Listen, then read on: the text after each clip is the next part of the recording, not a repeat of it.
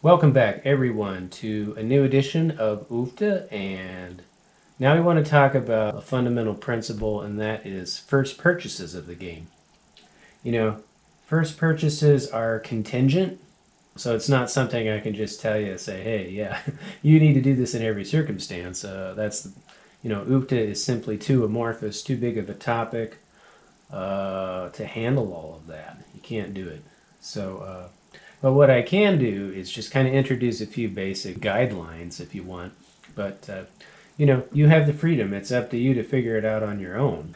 So, you know, let's say we're going to distribute some early bling to everybody randomly.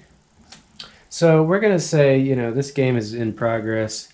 It's probably gone, we've made it out of the early three freebie rounds. And we're probably still in the first growing season. We haven't quite hit the full growing season, but we're close. So let's say we're on spinach. And everybody has a healthy amount because they've harvested at least once. So we're just gonna kind of like see what happens. How do we, what purchases should we make, right? This person's gonna go ahead and we rolled a 3, right? 3's looking pretty good. With this amount, even though it's early, I would probably be inclined to gamble. It's hard to figure it out, right? 3, okay, so, here's a questionable moment. We've gambled, I rolled a 2.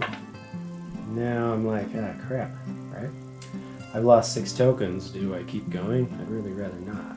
So, that wasn't really worth it. But I could spend the money on a card, right? So, spending money on adversity cards is also a first game purchase, right? When you think about it. And those are also hard to figure out, right? And I mean, in this case, it makes sense because the conditions favor an adversity card. Not necessarily based on what other players are doing, other growers are doing, but simply because the growing season is it's culminating, and I need to start over, right?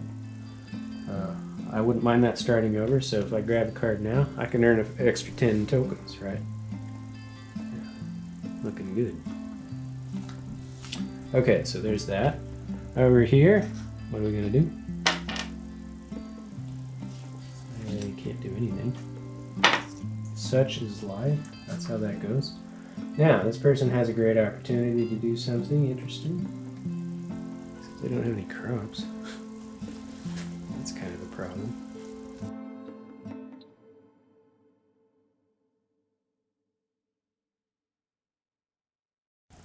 Okay, so, this early game scenario, if you look at what they have, looking at that, the crops aren't the greatest. You have carrots. But looking at our funds over here, our funds are telling us, hey, wait a minute, we've only got 15 tokens. So maybe it's a little early for a purchase. The only thing in reach is that organic sprayer. Now, organic sprayer, talk about a great early game asset, right? Gives you partial protection for a lot of those adversity cards. Gives you a little peace of mind early on, right? But I think in this case, we'll just pass on it and see what happens.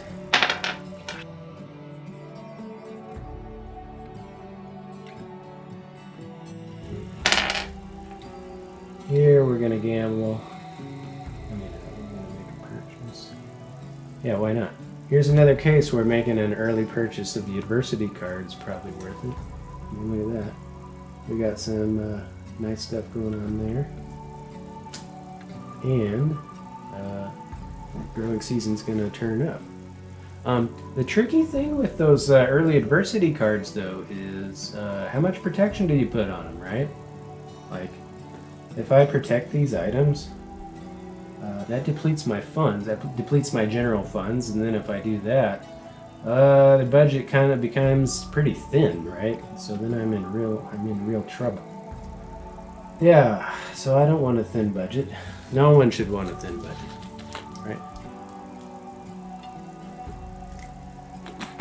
You want wide margins. Okay, wide margins. So, in this case, I think we're just going to leave it alone. We're going to move on. Okay, so I think squash, we'll just say everything started over. The growing season renewed. Spring is here, or whatever you want to call it. Squash. Spring is here. Flowers are blossoming. Everybody wants to get it on. Unless you're taking proper precautions. Okay, so here we go. 4 is productive.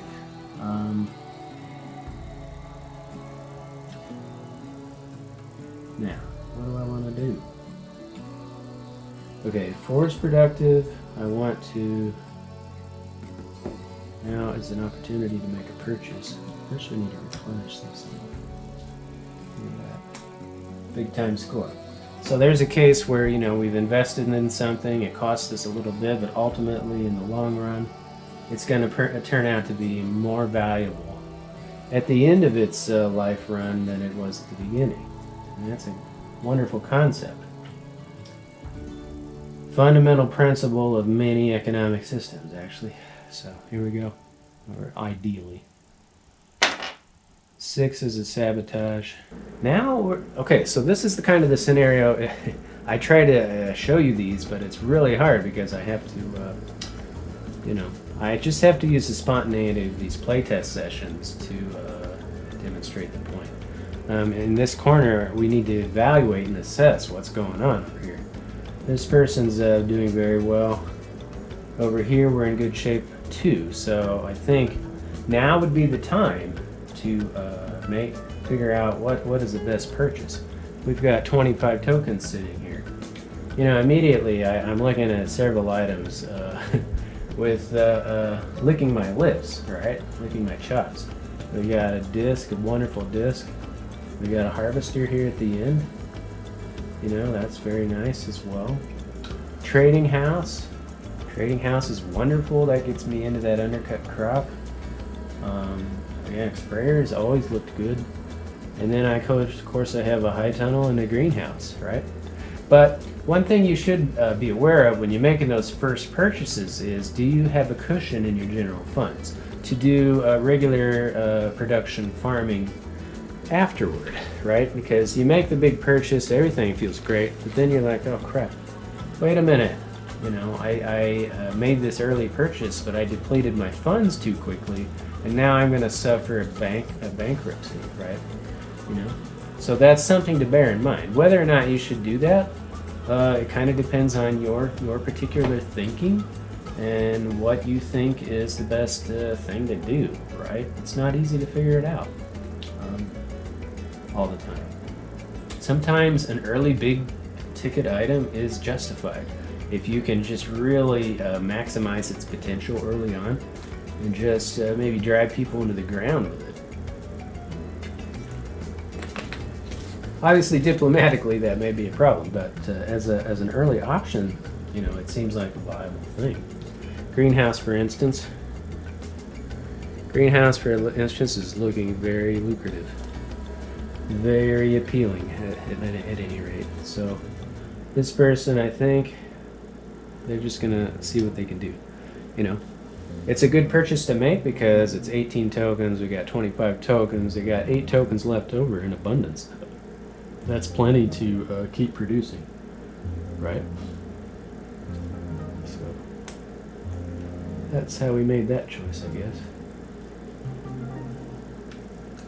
I bought that greenhouse. 18 tokens in the cup. Okay, so this kind of gives you a first glance at like, well, you know, those first purchases are pretty cool. First purchases are pretty awesome, but you also have to, you know, you just got to rein it in a little. Maybe not be quite as aggressive. Maybe think in the long term, if you can. Notice I can use a greenhouse right now. There's really no need. Okay, so over here, probably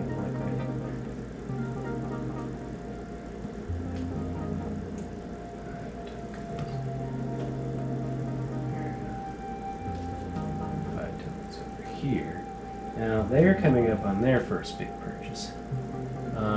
Notice how they liquidated?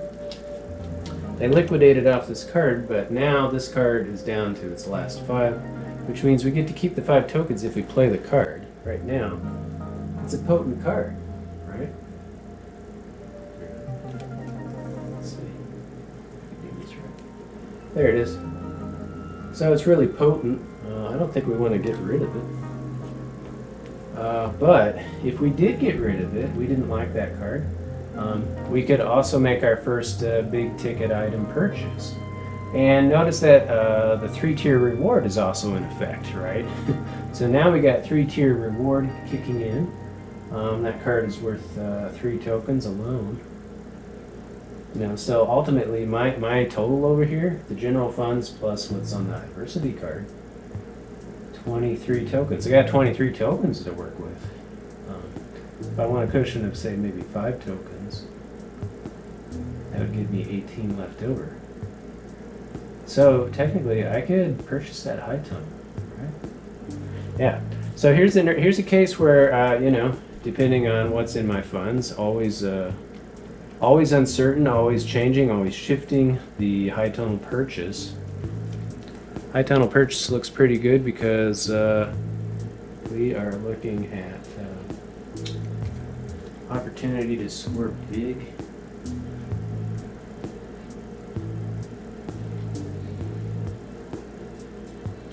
With an extra crop on the field every time. So we're liking that. We'll just go ahead and pay for that. So this gets turned over, 3 tokens. 5 tokens goes over here as the card. Notice how the card came to fruition because we're using it. So we freed up the last 5 tokens. We get to keep that.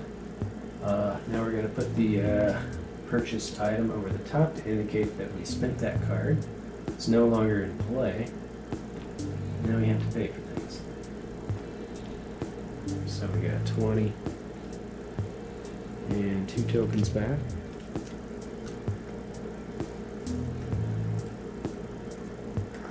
Alright, so 22 tokens back, looking pretty good. And we also have another action. We also had another action over here for the disc. Okay. But notice how even though we made a big ticket purchase there, we went bankrupt. So we're going to suffer the penalty. Yes, I have funds, but now one of my competitors gets to see my stuff. I immediately lose my best item. Yarg.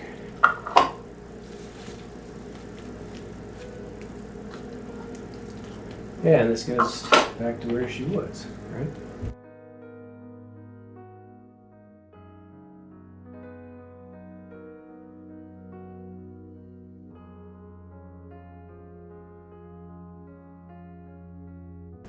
So there's radishes. Now after I collect the radishes, I don't know what I'm gonna do. Okay, so that goes like that. We're just gonna continue on playing our normal game, Not every time. There's not opportunities at every turn. You don't have to think. I never want to give the impression you have to think that hard. You do have to bring the thinking cap just a little bit, but you don't have to bring integral calculus, derivatives. Okay, so over here we got 4. Now I want to.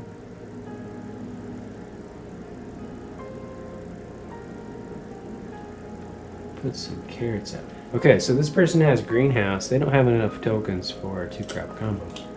But we got peas, broccoli, radishes coming up. So why not? Yeah, look at this. Here's a case where, conditionally, situationally in the game, things are perking up because we have broccoli on the way. That could be an ufta.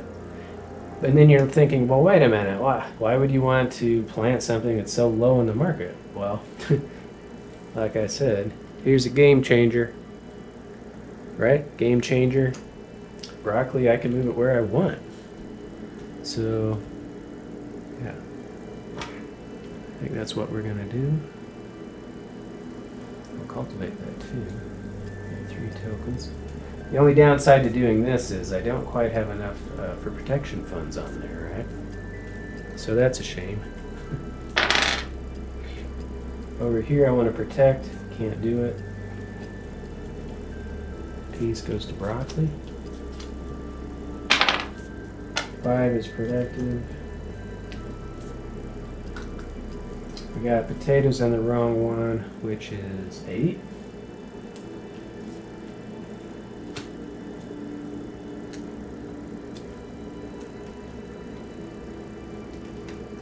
There's 8 tokens. Flip that over. Now this person's got some serious bling as well. Alright. We got some hotline bling. Okay, so here's a 2 productive. Now what do? I've got some broccoli.